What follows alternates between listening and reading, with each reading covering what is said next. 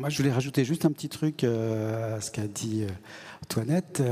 Une expérience vécue en Corée, moi qui m'a marqué, parce que c'est la première fois que je voyais ça, dans le nouveau centre commercial, department store, parc d'attractions qui s'appelle The Hyundai, dans une nouvelle construction à Séoul, qui a ouvert il y a 1 an et demi, 2 ans.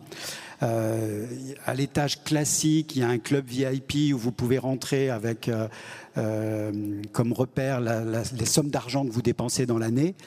Et à l'étage Gen Z, clairement assumé Gen Z, qui a un joyeux bazar, très désorganisé, bon goût, mauvais goût. Enfin, il y a un mélange assez improbable.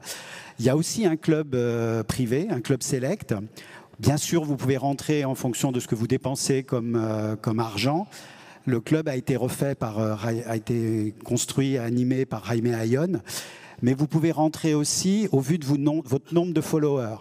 C'est-à-dire que votre accession, on vous accepte à condition d'avoir un certain nombre de followers. Donc c'est la nouvelle dictature de l'influence.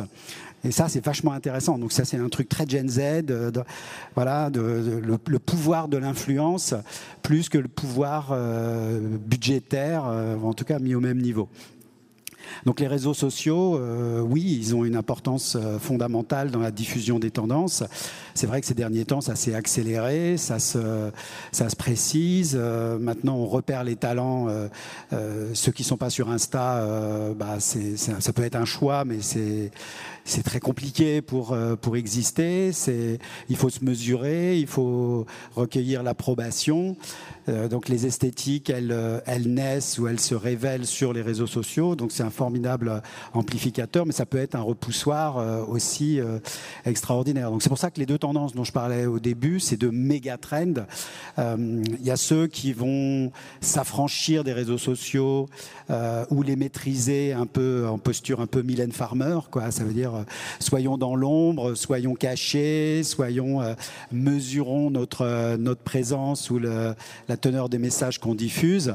Et puis l'autre posture, plus loud, qui est constamment dans une espèce de fuite en avant, à rechercher sur les réseaux sociaux les nouvelles normes, les nouveaux goûts, les nouvelles appréciations aussi, et les nouveaux jugements.